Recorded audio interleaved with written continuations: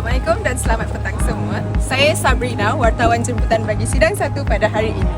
Bersama saya Ayanda kepada sidang 1, Daddy to sidang 1.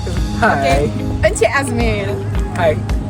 Okey, Encik Azmil, boleh bagi tahu apa harapan Encik Azmil sebagai Daddy to sidang 1?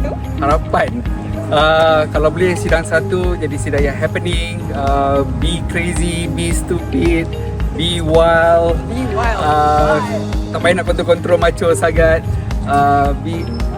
buat je benda gila-gila sebab benda ni lah yang akan jadi memori yang akan you all ingat sampai bila-bila. So create lah memory tu, be childish, be stupid. Yang penting pagar tutup pukul 11 You heard that, guys. Bye. Thank you.